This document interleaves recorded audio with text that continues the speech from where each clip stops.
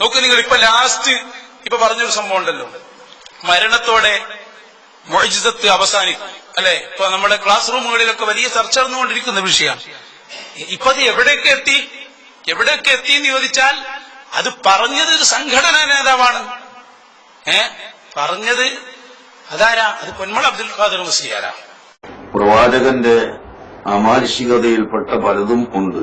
അതിൽപ്പെട്ട ഒന്നാണ് അവിടുത്തെ തിരുകേശം കത്തുകയില്ല എന്നത്, അവിടുത്തെ തിരുകേശത്തിന് നിഴലില്ല എന്നത്. അങ്ങനെ പലതും ഉണ്ട്. അത് അവിടുത്തെ അമാനുഷികതയാണ്. പ്രവാചകരുടെ അമാനുഷികത എന്താണെന്ന് മനസ്സിലാക്കാത്തവർ അതിനെ സംബന്ധിച്ച് സംസാരിച്ചിട്ട് കാര്യമില്ല. ഞാനത് റസൂലുള്ളാഹിന്റെ പേരിൽ ഫാത്തിഹ ഓതിയിട്ട് തന്നെ ഞാൻ കത്തിച്ചു. അത് കത്തി. ഞാൻ ഏറ്റുക്കാതെ പറഞ്ഞ ആൾക്കുന്നോട് ഞാൻ എഴുതിക്കണില്ല. കാരണം കത്തൂലാണ് റസൂലുള്ളാഹിന്റെ അയാത്ത കാലത്താണ്. ഞാൻ ഏറ്റുക്കാതെ പറഞ്ഞ ആൾക്കുന്നോട് ഞാൻ എഴുതിക്കണില്ല. കാരണം കത്തൂലാണ് റസൂലുള്ളാഹിന്റെ അയാത്ത കാലത്താണ്. പിന്നെ അത് വഫാത്തിന് ശേഷം റസൂലുള്ളാഹിന്റെ വഫാത്തിന് ശേഷം നിലനിൽക്കില്ല. റസൂലുള്ളാഹിന്റെ മജ്ലിസിൽ നിന്ന് ഖിയാമ വരെ നിൽക്കണം. മജ്ലിസിൽ ഖുർആൻ മാത്രമേ ഉള്ളൂ. പിന്നെ അത് വഫാത്തിന് ശേഷം റസൂലുള്ളാഹിന്റെ വഫാത്തിന് ശേഷം നിലനിൽക്കില്ല. റസൂലുള്ളാഹിന്റെ മജ്ലിസിൽ നിന്ന് ഖിയാമ വരെ നിൽക്കണം. മജ്ലിസിൽ ഖുർആൻ മാത്രമേ ഉള്ളൂ. സഹോദരന്മാരെ, ഒരു വളരെ വലിയ കാര്യം, പ്രധാനപ്പെട്ട ഒരു പോയിന്റ്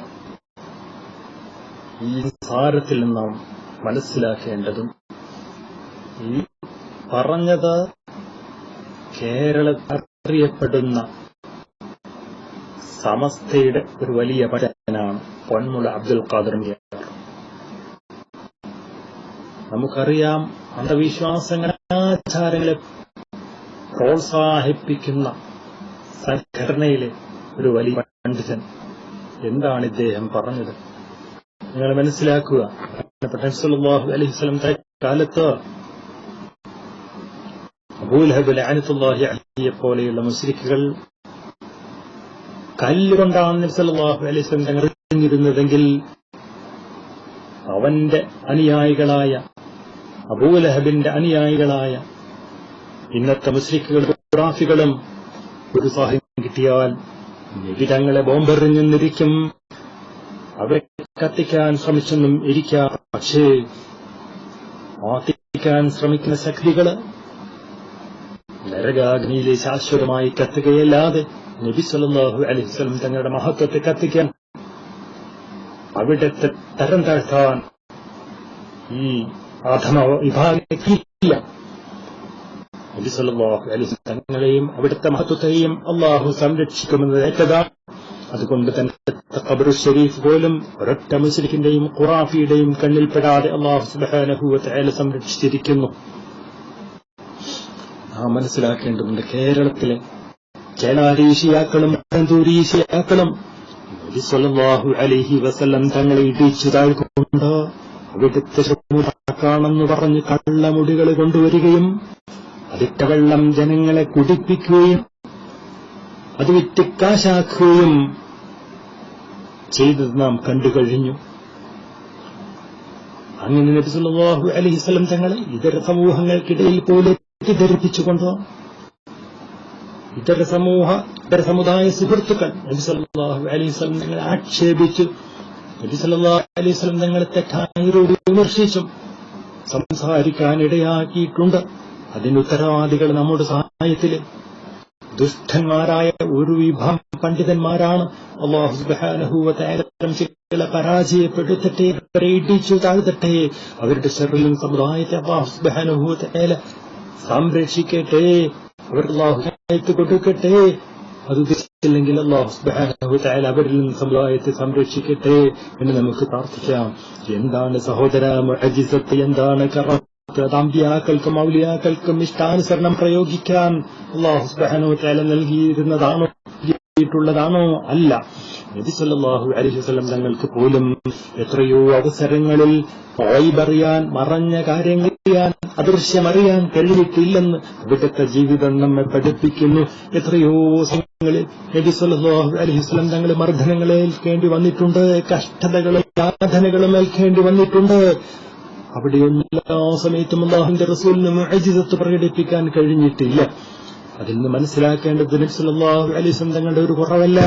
നബി സല്ലല്ലാഹു അലൈഹി വസല്ലം തങ്ങൾക്ക് അല്ലാഹു മഹത്വം നൽകാത്തതല്ല. പക്ഷെ മുഅ്ജിസത്ത് അത് അല്ലാഹുവിന്റെ അത് അവൻ ഉദ്ദേശിക്കുമ്പോൾ മാത്രം അവന്റെ പ്രവാചകന്മാരിലൂടെ അല്ലാഹു സുബ്ഹാനഹു വ തആല അത് പ്രകടിപ്പിക്കും. അതാണ് മുസ്ലിമിന്റെ വിശ്വാസം. അതുകൊണ്ട് തന്നെ ഒരവസരത്തിൽ നബി സല്ലല്ലാഹു അലൈഹി വസല്ലം തങ്ങൾക്ക് മുഅ്ജിസത്ത് പ്രകടിപ്പിക്കാൻ കഴിഞ്ഞിട്ടില്ലെങ്കിൽ ഒരു മുസ്ലിമിനെ സംബന്ധിച്ച് അവിടെ തെറ്റായ ഒരു കാര്യമില്ല. മുഅ്മിനിന്റെ വിശ്വാസം അതാണ്. എന്നാൽ ഖുറാഫികൾ പ്രചരിപ്പിക്കുന്നത് നബി സല്ലല്ലാഹു അലൈഹി വസല്ലം തങ്ങൾക്ക് മറ്റ് പ്രവാചകന്മാർക്കും ഇഷ്ടാചരണം പ്രയോഗിക്കാൻ അല്ലാഹു കൊടുത്തതാണ്, മുഅ്ജിസത്താണ്. അതുപോലെ തന്നെ അംബിയ ഔലിയാക്കളുടെ കമ്മത്തും അപ്രകാരം തന്നെയാണ്. ഇതൊന്നും തന്നെ യഥേഷ്ടം അവർക്ക് പ്രയോഗിക്കാനുള്ളതോ അതുകൊണ്ട് നമുക്ക് പ്രാർത്ഥിക്കാൻ പറ്റുന്നതോ ആയ സംഭവങ്ങൾ അല്ല. അതിനോടനുബന്ധമായ രൂപത്തിലുള്ള തവസ്സുലുകളും നമുക്ക് നിഷിദ്ധമാണ്. എന്താണ് തവസ്സുലെന്നും അതെങ്ങനെയാണ് പ്രകടിപ്പിക്കേണ്ടതെന്നും അല്ലാഹുവിന്റെ റസൂൽ നമ്മെ പഠിപ്പിച്ചിട്ടുണ്ട്, സാലിഹായ അമലുകളെ കൊണ്ട്. അതുപോലെ തന്നെ നമ്മുടെ മുസ്ലിം സുഹൃത്തുക്കളോട് ദുആ വസിയ്യത്ത് ചെയ്തുകൊണ്ട് ഇത്തരത്തിലൂടെയുള്ള തവസ്സുലുകൾ റസൂലുള്ള പഠിപ്പിച്ച തവസ്സുൽ എന്താണെന്ന് യഥാർത്ഥ രൂപത്തിൽ നമ്മൾ മനസ്സിലാക്കുക, അത്തരം തവസ്സുലുകൾ നമ്മൾ അനുഷ്ഠിക്കുക എന്നല്ലാതെ നിഷിദ്ധമായ രൂപത്തിലുള്ള തവസ്സുലുകൾ അനുഷ്ഠിക്കാതിരിക്കുക. അതുപോലെ ഇസ്തിഗാസ അല്ലാഹുവിനോട് മാത്രമാണ് സുഹൃത്തേ. അതുകൊണ്ട് തന്നെ ഒരവസരത്തിലും മുഅ്ജിസത്ത് കൊണ്ട് കറാമത്ത് കൊണ്ടോ മറഞ്ഞ രൂപത്തിലെ ഗൈബിയായ രൂപത്തിലുള്ള സഹായ തേട്ടങ്ങൾ അല്ലാഹു അല്ലാത്തവരിലേക്ക് തിരിക്കാതിരിക്കുക. നിങ്ങൾ മനസ്സിലാക്കുക, കേരളത്തിൽ അറിയപ്പെടുന്ന ഒരു ഖുറാഫി പണ്ഡിതൻ എന്താണ് മുഅ്ജിസത്തിനെ പറ്റി പറയുന്നത് വളരെ വ്യക്തമാണ്. നബി സല്ലല്ലാഹു അലൈഹി വസല്ലം തങ്ങളുടെ പോലും മുഅ്ജിസത്തിൽ നിന്ന് ഖിയാമത്ത് നാൾ വരെ നിലനിൽക്കുന്നത് ഖുർആൻ മാത്രമേയുള്ളൂ. മറ്റെല്ലാം റസൂലുള്ളാഹി സ്വല്ലല്ലാഹു അലൈഹി വസല്ലം തങ്ങളുടെ വഫാത്തോട് അവസാനിച്ചു എന്ന് പറയുമ്പോൾ പിന്നെ ഏതൊരു വ്യക്തിയുടെ, ഏതൊരു വലിയന്റെ, ഏതൊരു ഔലിയായുടെ, ഏതൊരു സാലിഹിന്റെ സഹോദരാ നിങ്ങൾ ഇസ്തിഗാസ ചെയ്യുന്നത്? ഏതൊരു വലിയനെ വിളിച്ചാണ് നിങ്ങൾ സഹായം തേടുന്നത്? എന്തിന് ശിർക്കിലേക്ക് പോകണം? എന്തിന് നരകത്തിലോട്ട് കുതിക്കണം?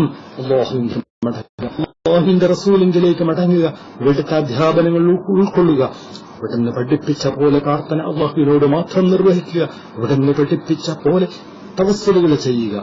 ഒരിക്കലും അതിന് വിരുദ്ധമായ റസൂലുള്ളാഹി സ്വല്ലല്ലാഹു അലൈഹി വസല്ലം തങ്ങളുടെ അധ്യാപനങ്ങൾക്ക് വിരുദ്ധമായി കൊണ്ടുള്ള രൂപത്തിലുള്ള പ്രാർത്ഥനകളും അനുഷ്ഠാനങ്ങളും നിർവഹിച്ച് നരകത്തിൽ ആപതിക്കാതിരിക്കാൻ, നരകത്തിൽ വീഴാതിരിക്കാൻ മുസ്ലിം സമൂഹമേ ശ്രദ്ധിക്കുക.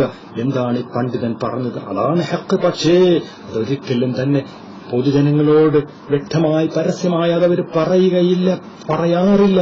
കാരണം അവരുടെ ലക്ഷ്യം പൊതുജനങ്ങൾ സമൂഹത്തെ നരകത്തിലേക്ക് അറിഞ്ഞോ അറിയാതെയോ അവർ ക്ഷണിച്ചുകൊണ്ടിരിക്കുന്നു. അവരും അതിലോട്ട് പോയിക്കൊണ്ടിരിക്കുന്നു. സഹോദരന്മാരെ മനസ്സിലാക്കുക, നാളെ പരലോകത്തൊരൊറ്റ ഇത്തരത്തിലുള്ള ദുഷ്ടപണ്ഡിതന്മാര് നിങ്ങളെ സഹായിക്കാനുണ്ടാവില്ല.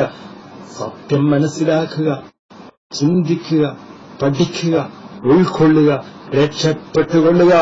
അല്ലാഹു അനുഗ്രഹിക്കട്ടെ. ആമീൻ യാ റബ്ബൽ ആലമീൻ.